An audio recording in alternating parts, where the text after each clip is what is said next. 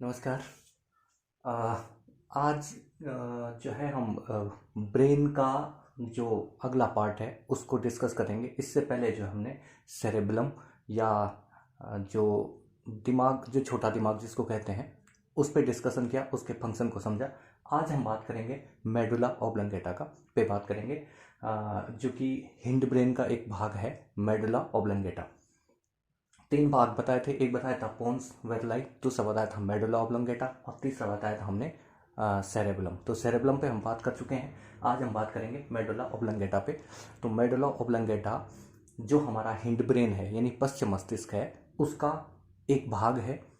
और ये medulla oblongata जो है शरीर में विभिन्न प्रकार की क्रियाओं को रेगुलेट करता है या उनका संचालन करता है। हम उन क्रियाओं को सीधे सीधे समझते हैं और फिर कौन कौन सी यौगिक इफेक्ट हैं जो इसको कंट्रोल में लाएंगी, उन पे हम बात करेंगे।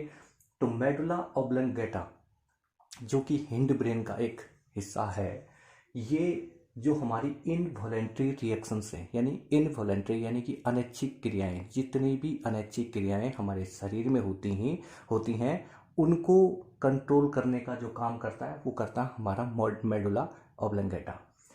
अनैच्छिक क्रियाओं का मतलब होता है जिन क्रियाओं पे हमारा नियंत्रण ना हो। ऐसी कौन कौन सी क्रिया हैं पहले हम ये समझेंगे जिन पे हमारा नियंत्रण नहीं है। जैसे कि मैं बोल रहा हूँ तो इस पे मेरा नियंत्रण है, मैं कब तक बोलूँगा और जब मैं चाहूँ तब चुप हो सकता है, चुप हो सकता हूँ, यानी कि ये मेरे नियंत्रण में है। ये मेरी ऐच्छिक क्रिया है, मैं इस हाथ को उठा सकता हूँ, मैं नीचे कर सकता हूँ, कुछ भी कर सकता हूँ। तो ये मेरे नियंत्रण में है, ये है ऐच्छिक क्रियाएं। लेकिन कुछ हमारे शरीर में कुछ ऐसी प्रक्रियाएं हैं जो सतत होती हैं और हमारी इच्छा हो, हमारी इच्छा ना हो, वो क्रियाएं सदा ही चलती रहती हैं। तो ऐसी क्रियाएं शरीर में, ऐसी क्रियाएं जो कि हमारी इच्छा से नहीं होती हैं, उनको हम अनैच्छिक क्रियाएं या इनवॉलेंट्री रिएक्शन कहते हैं। तो इनवॉलेंट्री या अनैच्छिक क्रियाओं का नियंत्रण ब्रेन का या मस्तिष्क का कौन सा भाग करता है, वो हमारा मेडुला ऑब्लंगेटा करता है। अब हम समझते हैं कि कौन कौन सी हैं अनैच्छिक क्रियाएं हैं। अनैच्छिक क्रियाओं में दो प्रकार की अनैच्छिक क्रियाओं को हम इनको सुलभ बनाने के लिए जो है, स्टडी को अच्छा बनाने के लिए हमको दो तरीके से समझ सकते हैं। एक ऐसी अनैच्छिक क्रियाएं जिनमें हमारी वाइटल रिएक्शन आती हैं और दूसरी जो कि एसेसरी रिएक्शन आती हैं। तो वाइटल जिसको हिंदी में कहते हैं जैविक क्रियाएं या वाइटल रिएक्शन या जैविक क्रियाएं इनको कहते हैं, और दूसरी एसेसरी रिएक्शंस या फिर जिनको हम कहते हैं सहायक क्रियाएं। अब हम समझते हैं कि वाइटल रिएक्शन कौन कौन सी है, वाइटल रिएक्शन या जैविक क्रियाएं कौन कौन सी हैं। उनमें एक तो हमारा आ गया रिस्पायरेशन यानी श्वसन।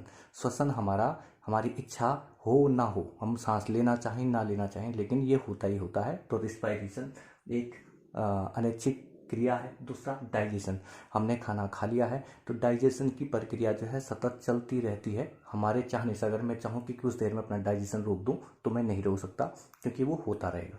तीसरी जो प्रक्रिया है वो हमारी हार्ट बीट है। अगर मैं चाहूँ कि मैं अपनी हार्ट बीट को रोक दूँ कुछ समय के लिए तो मैं नहीं रोक सकता, क्योंकि अगर हार्ट बीट रुकेगी तो मैं दुनिया से चल बसूंगा। इसलिए जो है हार्ट बीट भी क्या है, एक अनैच्छिक क्रिया है, मैं चाहूँ ना चाहूँ वो चलती है। इसके अलावा एक है एक्सक्रीशन।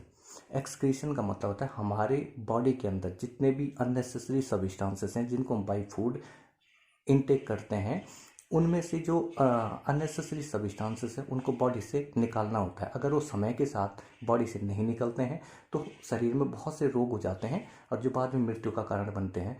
तो एक्सक्रीशन या उत्सर्जन भी एक ऐसी प्रक्रिया है जो स्वतः ही बॉडी में होती रहती है, यानी कि भी हमारी इच्छा से नहीं होती, अनैच्छिक क्रिया है।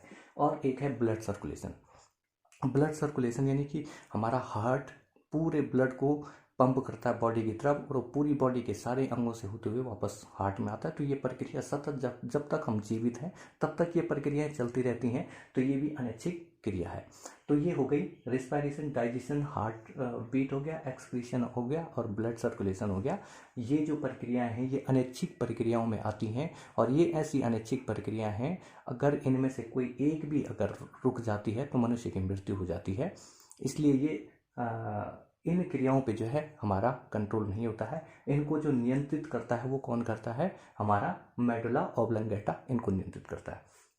अब ये तो हुई जैविक रिएक्शंस अनैच्छिक जैविक रिएक्शंस हो गई, और कुछ ऐसी रिएक्शन, कुछ ऐसी क्रियाएं हमारे शरीर में होती हैं जो सिर्फ एसेसरी होती हैं, यानी सहायक होती हैं। वो अगर नहीं भी हुई तो भी जो है जीवन में कोई हानि नहीं होती है। जैसे कि एसेसरी में कौन कौन सी आ जाएगी, जैसे कि हिकअप्स हो गया, हिचकी आना। हिचकी जो आती है वो भी हमारी इच्छा के विरुद्ध आती है, हम चाहते नहीं कि हिचकी आए, लेकिन फिर भी कई बार आ जाती है। तो ये भी जो है अनैच्छिक क्रिया है, लेकिन बहुत ज़रूरी नहीं है। अगर नहीं भी आती है तो भी कोई दिक्कत नहीं है। दूसरा है स्नीजिंग हो गया, जैसे छींकना हो गया, छींक भी जो है हमारी इच्छा के विरुद्ध आती है। स्नोजिंग हो गया, खराटे जो लोग लेते हैं, खराटे लेना भी क्या है, ये अनैच्छिक क्रिया में के अंतर्गत आता है। वफरिंग हो गया, डकार करना, डकार लेना, तो डकार लेना भी क्या होता है, ये अनैच्छिक प्रक्रिया है। और ब्लिंकिंग ऑफ आइज, यानी कि जो हमारी आंखों का जो झपकना है, ये भी हमारे नियंत्रण में नहीं होता है। तो ये जो दो तरीके की अनैच्छिक क्रिया हमने पढ़ी हैं, एक हमने पढ़ा जो कि वाइटल रिएक्शंस हैं, वाइटल रिएक्शन यानी कि जो हमारे जीवन का निर्धारण करती हैं, इनके बिना हमारा जीवन नहीं चल सकता। और दूसरी एसेसरी या सहायक क्रियाएं हैं जो कई बार इन वाइटल रिएक्शंस को चलाने के लिए सपोर्ट करती हैं, लेकिन ये अगर नहीं भी होती है तो भी हमारे जीवन पे कोई प्रभाव नहीं पड़ता है। तो ये हमने पढ़ा अनैच्छिक क्रियाएं। ये अनैच्छिक क्रियाएं हमारे इनवॉलंटरी, यानी कि जो अनैच्छिक क्रियाएं हैं, ये हमारे जो है मेडुला ऑब्लिंगेटा, जो कि पश्चिम मस्तिष्क का एक भाग है, उससे नियंत्रित होती हैं। इसके बाद हम यौगिक इफेक्ट इन पे देखें तो इन जब तक हम वैज्ञानिक तरीकों से इनको पढ़ते हैं तब तक हम सिर्फ इतना समझ पाते हैं कि इनके बगैर हमारा जीवन नहीं है, और ये सतत चलती हैं, ये हमारी इच्छा के विरुद्ध चलती हैं। लेकिन योग एक ऐसी प्रक्रिया है जो इन सारी चीज़ों को नियंत्रण में ला देती है। वही योग है कंट्रोल करना, जो कि हमको जो है नियंत्रण लाना सिखाती है।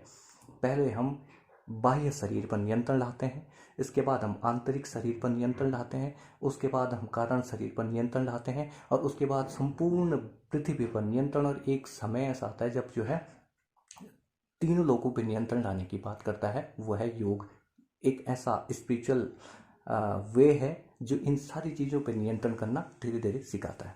लेकिन ये प्रैक्टिस है, ऐसा नहीं कि मैं एक दिन में अगर योग करूं और मैं सारी चीज़ों को नियंत्रण में ले आऊं, तो ये कहना जो है बहुत अजीब सी बात होगी। लेकिन जो सही बात यह है कि आप सतत प्रक्रिया, अगर सतत यौगिक प्रक्रियाओं के मार्ग पे आप चलते हैं तो ये सारी चीज़ें संभव हैं। अब हम इनको वैज्ञानिक तरीके से समझते हैं कि कैसे हम इन चीज़ों को जो है योग के द्वारा नियंत्रण कर सकते हैं।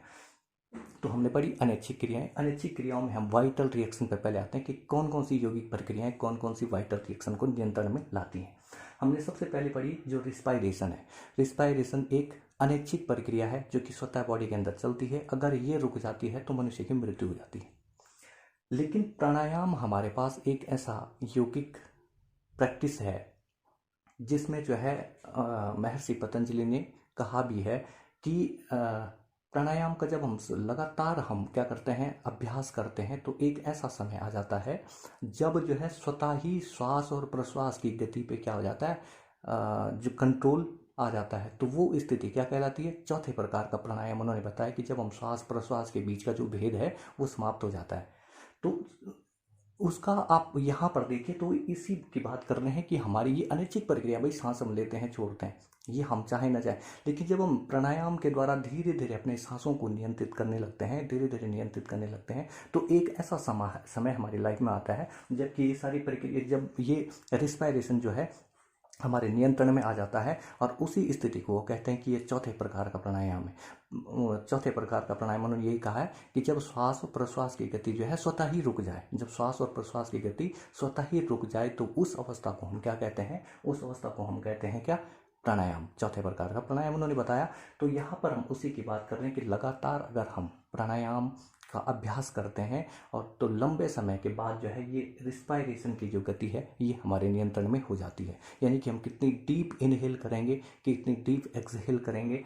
एक टाइम में जो हम 16-17 बार जो है एक मिनट में जो हम 16-17 बार रिस्पायरेशन करते हैं, यानी सांस छोड़ते हैं सांस लेते हैं। लेकिन योग मार्ग जो है उस समय को जो है कम कर देता है, समय को कम कर देता है। यानी कि एक मिनट में जो है कई बार 9-10 बार या इससे भी कम, अगर आप लंबी प्रैक्टिस कर रहे हैं तो इससे भी कम बार, यानी कि हम कहीं ना कहीं अपने सांसों पे नियंत्रण ला रहे हैं, यानी रिस्पायरेशन पे नियंत्रण ला रहे हैं। तो ये जब हम प्राणायाम करते हैं, इनहेल एक्सहेल, तो इसका जो डायरेक्ट इफेक्ट हमारे किस पे जाता, मेडुला ऑब्लोंगेटा पे जाते हैं, यानी कि हमारा मेडुला ऑब्लोंगेटा जो है प्राणायाम के समय में पूरी तरीके से एक्टिवेट होता है। दूसरा, डाइजेशन एक स्वतः होने वाली प्रक्रिया है। कुछ लोगों में जो है डाइजेशन तेज होता है, कुछ लोगों में कम होता है, कुछ लोगों में जो है डाइजेशन, आजकल इनडाइजेशन होना जो है एक नॉर्मल समस्या हो गई है। तो यौगिक प्रैक्टिस के द्वारा जो है हम डाइजेशन की प्रक्रिया को इंक्रीज या डिक्रीज कर सकते हैं, यानी इसके रेट को बढ़ा या घटा सकते हैं। तो लगातार नौली और विभिन्न प्रकार के जो आसन हैं जो कि शरीर में विभिन्न प्रकार के रसों का श्रावण को नियंत्रण करते हैं, श्रावण को नियंत्रित करते हैं और उनको इंक्रीज या डिक्रीज करते हैं, तो ऐसी आसनास, ऐसी मुद्राएं और ऐसी यौगिक प्रक्रियाएं जो है उपलब्ध हैं।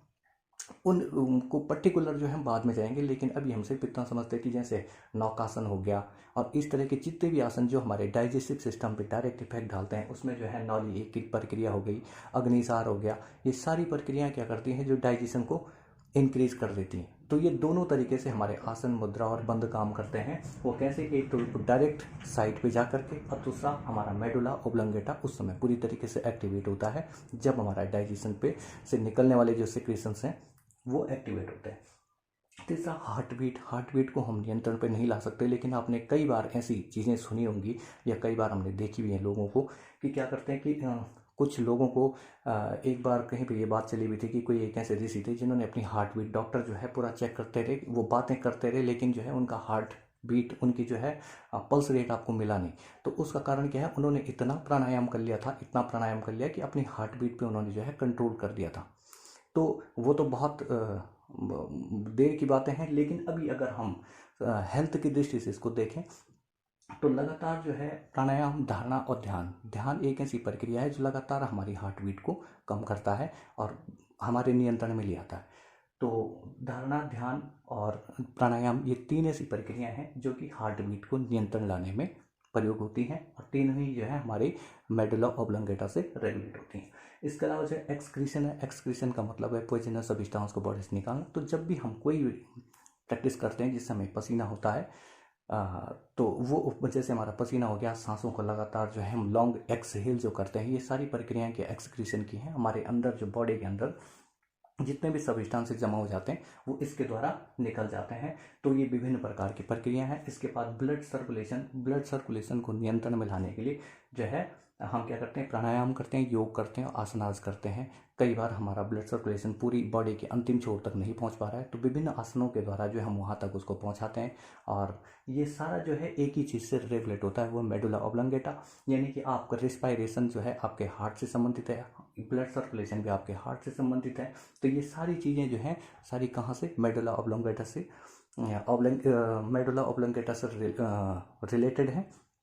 और धारणा, ध्यान, समाधि, आसन, प्राणायाम, मुद्रा, बंद, ये सारी जो यौगिक प्रक्रियाएं हैं ये एक दूसरे से जुड़ी हुई हैं। अगर आप हार्ट बीट पर नियंत्रण लाते हैं तो स्वतः ही आपके सर्कुलेशन पर नियंत्रण आ जाता है। अगर आप सांसों पर नियंत्रण लाते हैं तो स्वतः ही आपके धड़कनों में जो है नियंत्रण आ जाता है। धड़कनों पर नियंत्रण आता है तो आपके सर्कुलेशन में नियंत्रण आ जाता है और सर्कुलेशन में नियंत्रण आता है तो आपके डाइजेशन में नियंत्रण आ जाता है और डाइजेशन में नियंत्रण आता है तो आपके जो है एक्सक्रीशन में भी नियंत्रण आ जाता है।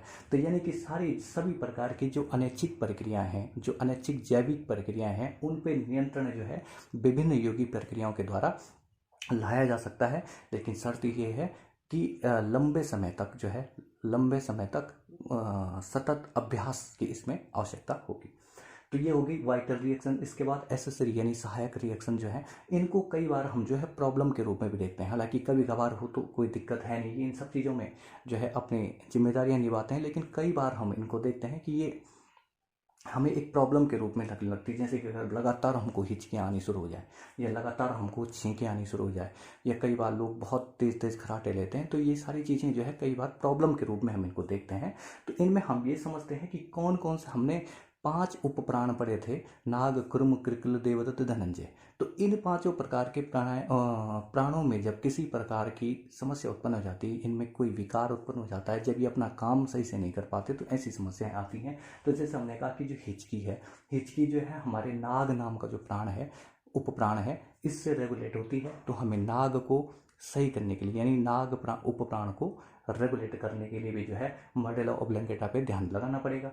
दूसरा, जो छींकना और खराटे हैं, ये दोनों जो हैं देवदत्त नाम के उपप्राण से रेगुलेट होती हैं। और ये जो बफरिंग है डकार, ये जो है ये भी नाग से, यानी कि नाग से एक तो हिचकी और दूसरा जो डकार है, ये दोनों नाग नाम के उपप्राण से रेगुलेट होती हैं। छींकना और खराटे लेना, ये दोनों जो है देवदत्त से रेगुलेट होती हैं। और जो हमारी आंखों का झपकना है, ये किससे, कुर्म नाम के उपप्राण से रेगुलेट होते हैं। तो इन उपप्राणों में किसी प्रकार की समस्या आने के कारण जो है ये सारी जो एसेसरी रिएक्शंस हैं, ये हमारे लिए कई बार प्रॉब्लम क्रिएट कर देती हैं।